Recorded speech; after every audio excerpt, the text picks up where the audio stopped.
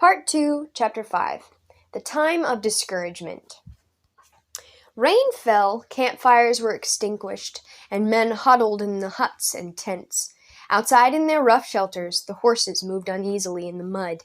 A few scattered sentries with skins thrown over their backs for protection peered miserably into the dark.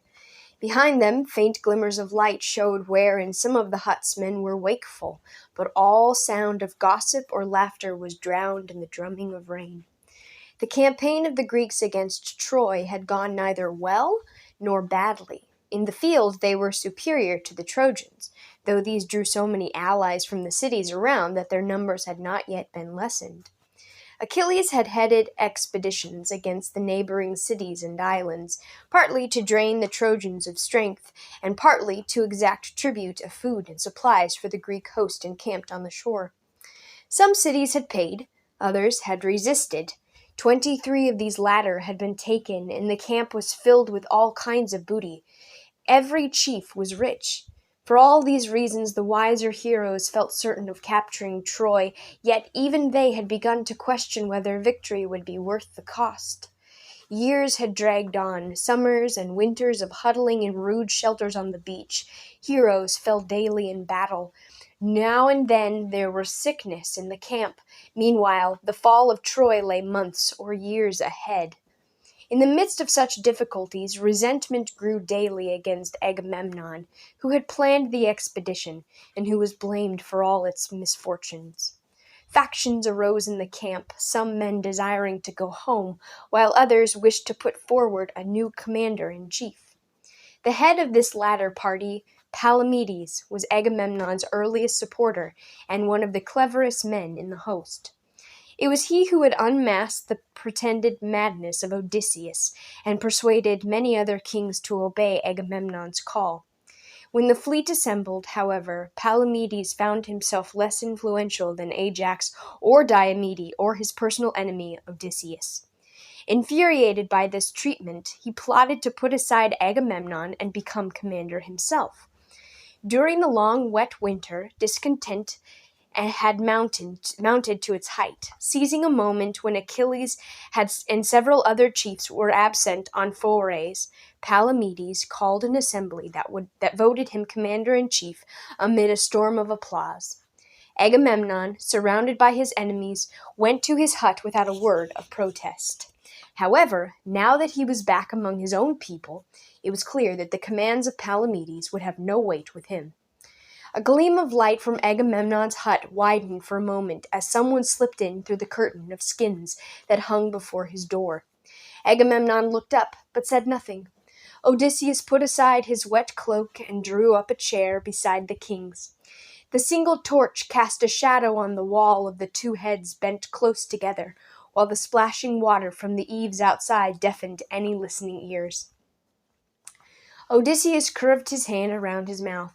"I have set going a rumor that Palamedes has sold us to the Trojans," said he softly into Agamemnon's ear. "Even on a night like this, such stories fly wildly around the camp. Tomorrow you may call an assembly and accuse him, demanding his death." "They will not believe me." "They will at least examine his tent. There is Trojan gold hidden beneath it." Agamemnon started and sat up. "How do you know?" he demanded sharply. "I buried it there. It will kill him, never fear." Agamemnon laughed scornfully. "You have always hated Palamedes," he sneered, "but that is no reason to make me accomplish his murder for you.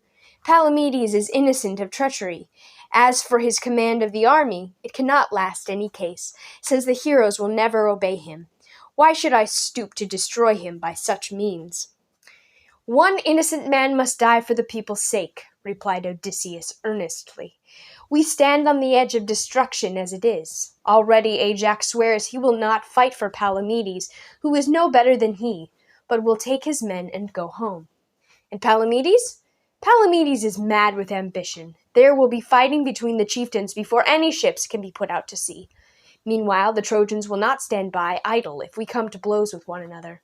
We shall be lucky if a single ship escapes to Greece."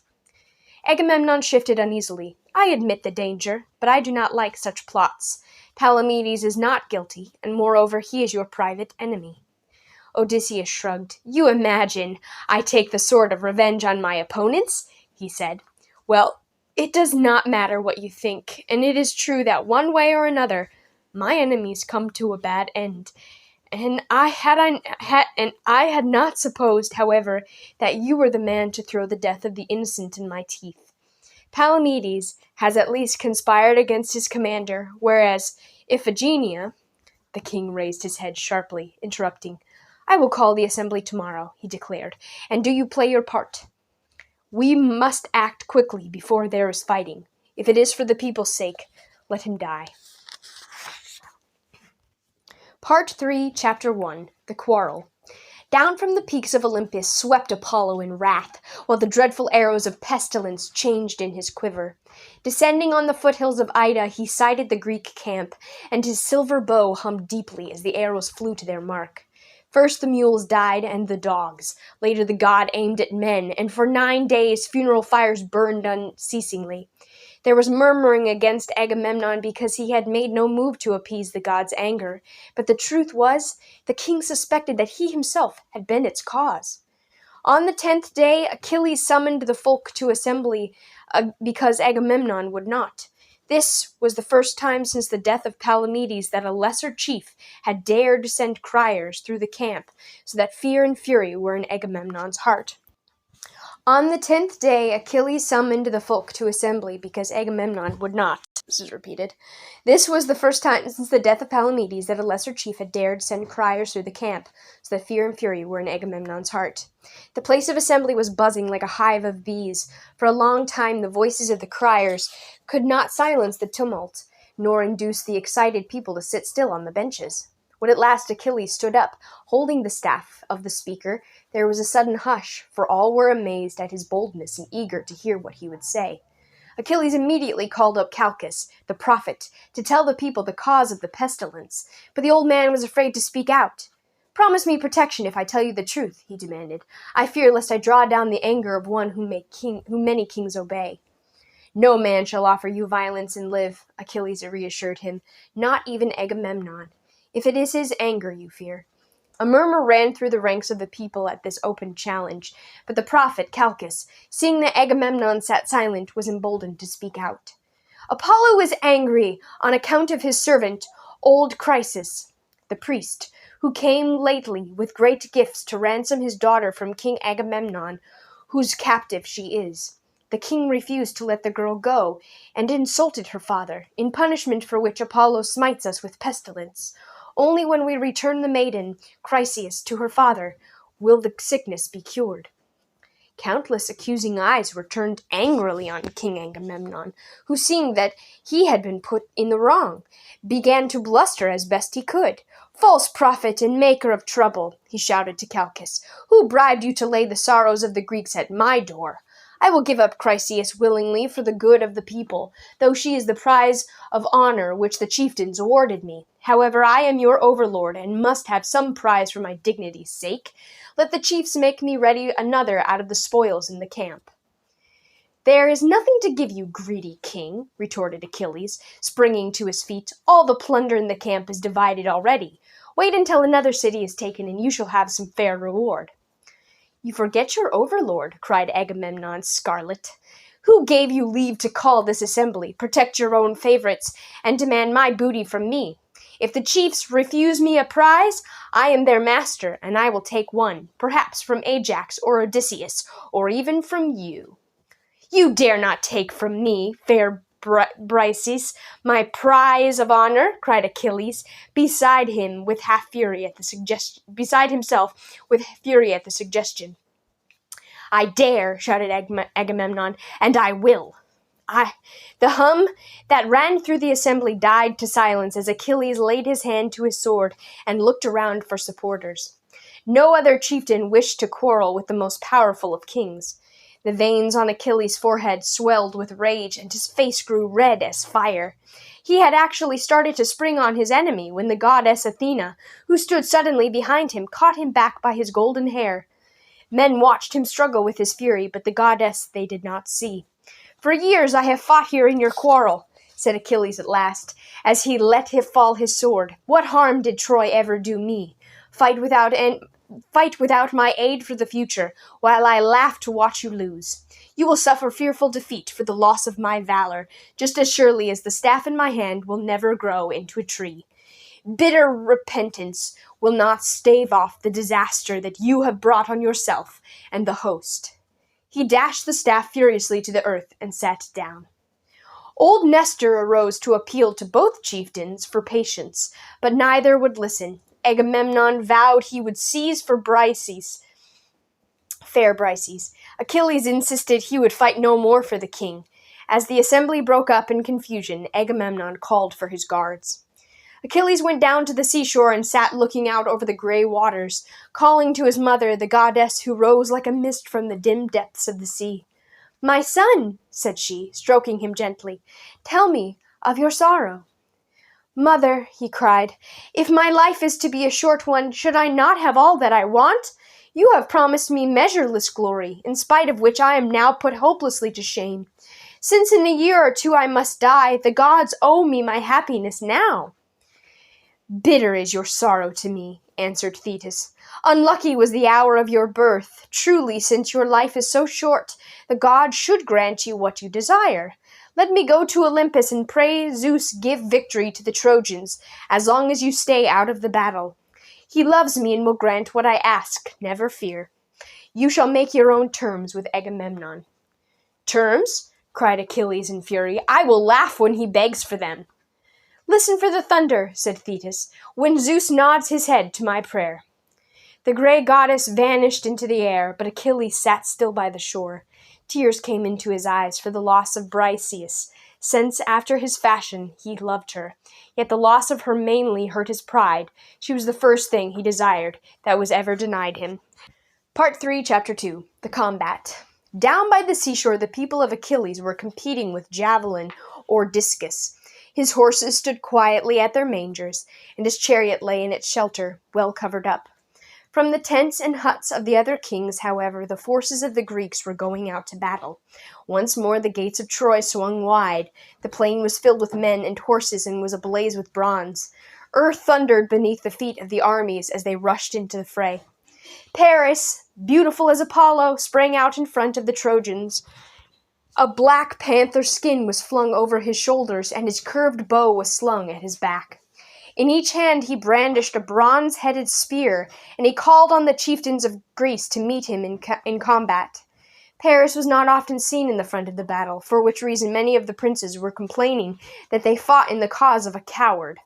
Spurred on by their insults, Paris now ran out in front of the army, intending to hurl both his spears and retreat safely into the ranks. With a great shout, warlike Menelaus leaped from his chariot as a lion leaps on a deer. But Paris knew him and started back in dismay as though he had trodden on a snake. His ruddy cheeks lost their color, and he shrank back behind the shields of the spearmen. Menelaus cried furiously after him, while the other Greek chieftains laughed. "This war is fought on your account," cried Hector, turning to his brother, "and yet you are not ashamed to make us a mockery to the Greeks by your cowardice. I warn you that the Trojans will not endure you forever. Your beauty and your singing will not save you on the day when you lie in the dust." "Bear with me, brother," said Paris earnestly, for much as he feared Menelaus, he dreaded the ill will of the Trojans yet more. "Do not blame me because the gods gave me beauty, while they bestowed prowess in war upon you. Bid the Trojans sit down, and likewise the Greeks, while Menelaus and I fight out our quarrel. The winner shall take Helen, while the losing side shall pay a great ransom. This will settle the struggle with honor, and the Greeks may go home." Hector made him no answer, but leaped out ahead of the Trojans, taking his spear by the middle, in an attempt to halt their onrush. The front ranks stopped in confusion, whereupon the missiles of the Greeks slackened also. In a short time both armies were silent to hear what Hector would say. Menelaus gladly accepted the offer of Paris, and the chiefs of each side bade their men sit down on the ground. A messenger hurried to the city to bring out old Priam, so that he and Agamemnon might make solemn oaths on their people's behalf. Priam was sitting on the walls of the city amid the old men and the women. Even Helen had heard some strange thing was afoot and had come to look out over the plain. As she passed by the rows of the elders, they remembered the sons who had bled and died in her cause. They watched her, hating her in silence, until as she walked the wind fluttered back the veil from her face. They sighed as their dim eyes looked once more on the loveliest of women, and when she had gone by, they spoke softly among themselves. Small wonder, they said, that both Trojans and Greeks have suffered so long for her sake. While the champions were putting on their armor, the kings of either side prepared sacrifices. On behalf of his people, each swore to abide by the truce, calling upon Zeus to bring vengeance if it were broken. 2 men measured out a grassy space in which Paris and Menelaus stood up to face each other. Paris, who was chosen by lot to throw first, lifted up his spear and hurled it with all his strength. The weapon struck Menelaus's shield on the center boss where it was strongest and rebounded onto the grass. Menelaus, in turn, raised his arm. With a fearful crash, his spear burst clear through Paris's shield and thudded against his breastplate. Paris twisted to escape the full force of the blow, yet even so, he went staggering backward. Menelaus bounded forward, snatching out his sword, and struck before his enemy could recover his balance. Paris ducked his head and received the blow on the crest of his helmet, on which Menelaus's sword broke into 3 pieces, leaving nothing but the hilt in its owner's grasp. Once again Menelaus leaped wildly, this time with bare hands. He seized his half-stunned foe by the horsehair crest and pulled savagely. Paris fell forward, half-strangled by the embroidered strap under his chin. With a shout, Menelaus began to drag him over the ground toward the Greeks. Paris clutched at the strap, gasping heavily. His face turned red, then to purple, while his legs twisted in agony. Suddenly the strap burst. Menelaus staggered heavily backward, clutching the helmet. A cloud descended upon Paris, and when it lifted, he was gone. The goddess Aphrodite had snatched up her favorite and borne him unseen into Troy. Menelaus tossed the helmet to his comrades and turned madly on the Trojans, suspecting that they had concealed their champion to save themselves from defeat. "No matter where you hide him, the victory is ours," cried Agamemnon. "Give us back Helen and pay ransom for your city, as you have agreed." The Trojans stood up in confusion as Menelaus came forward. Each thought that some other man had concealed Paris, but since he was still living, all were unwilling to admit their defeat and pay measureless ransom. There were many wild shouts of refusal, while Menelaus strode up and down, raging like a dog who is seeking the trail. "There stands Menelaus," thought Pandarus. "The war would be over if I dared strike one blow for our city." With that, he dodged behind the rows of the spearmen and aimed his bow. Menelaus' last hour would now have come, had not the treacherous arrow struck the buckle of the belt which he wore above his corselet. Through 2 layers thus protected him, the arrow pierced them both and wounded him slightly. Both armies saw the blood flow. The Greeks raised a terrible shout and leaped into the battle, calling upon Zeus to punish their enemies for breaking their oath.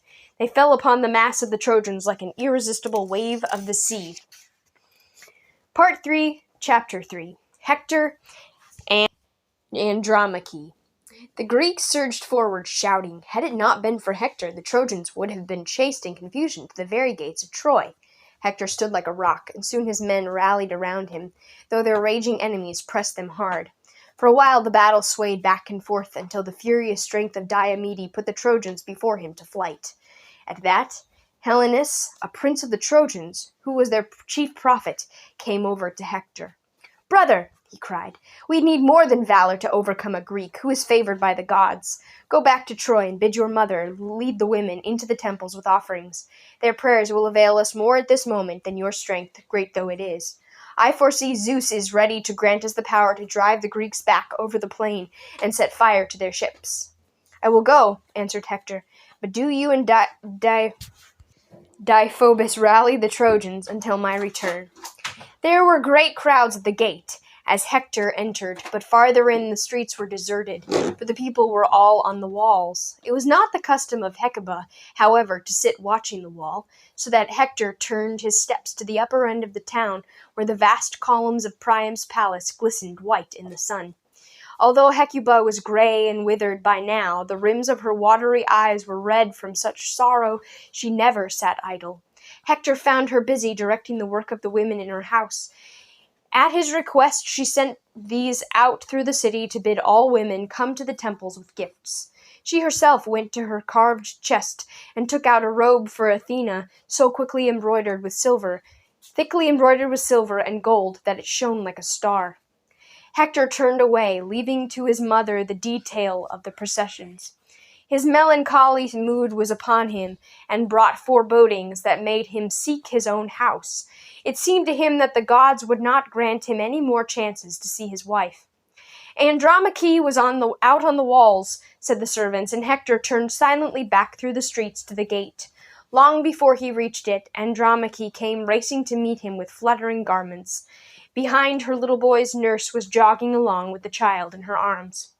Hector gazed at the infant, smiling sadly, and said nothing. His wife, Andromache, fresh from beholding the battle, could not control herself, but clung to his arm and appealed to him with tears in her eyes. "Hector," she implored, "stay at home for a little. Must you fight every day? Already my father and brothers have been killed, and my mother, whom Achilles set free, died of grief shortly after. Now you must be father and brothers to me, and all that I have. Take pity on me for a little, since without you I do not know how to live." "I do not forget you, Andromache," answered Hector, looking down at her gently.